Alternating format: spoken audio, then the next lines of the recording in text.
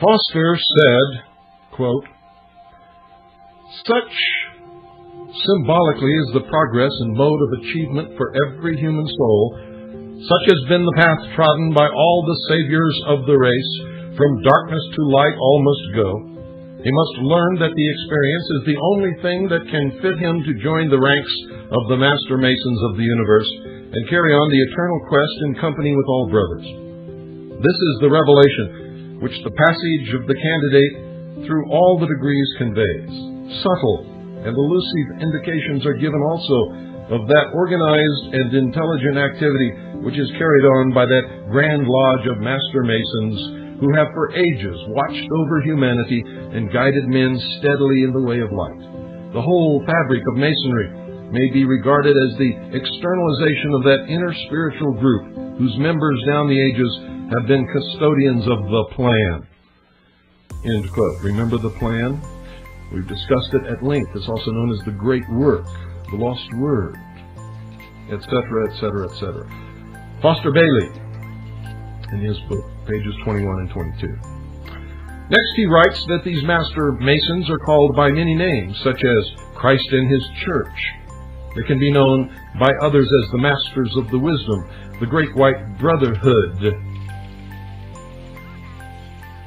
the Dispensers of Light, the Builders. Then he adds, quote, "They are therefore sometimes known as the Illuminati." There's the admission. And there are many more that I've quoted on this broadcast. And yet I still get letters from people saying the Illuminati is an illusion. They don't really exist. Well, here's a member who tells you that they do. He says they are the rishis of the Oriental philosophy, the builders of the occult tradition.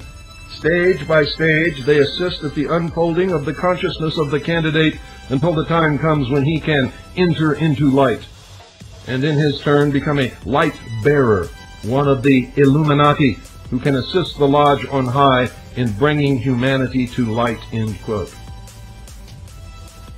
These people murdered John F. Kennedy in Dealey Plaza, a temple of light, a temple of the sun, where stands an obelisk beside a reflecting pool with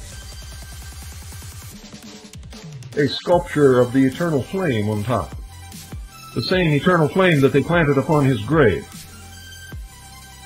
in silent mockery. And for those who know the esoteric language, it is their signature, saying, "We did this.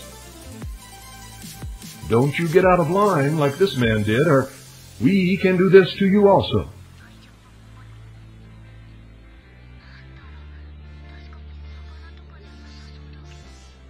As any Freemason knows, entering into light is the term used in the fulfillment of his search for light in the degrees of Masonry.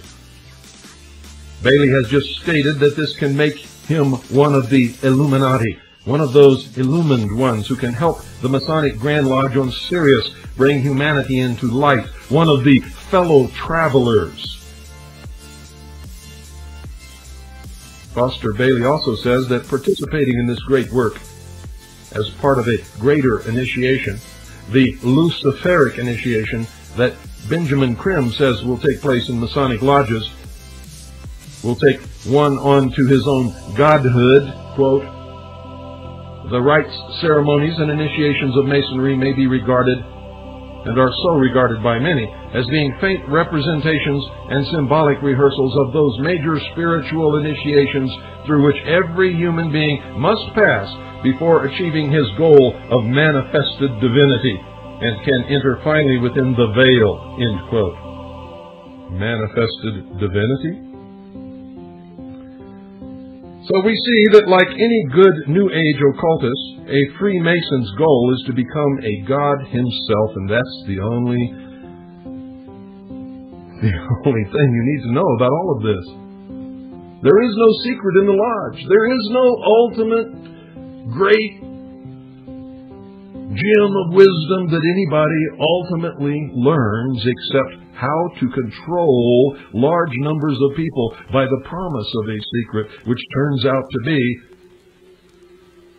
that man himself, if he perfects the temple and finds the philosopher's stone, which is their metaphor for the perfection of the soul, will, in fact, become God. It's the old Gnosticism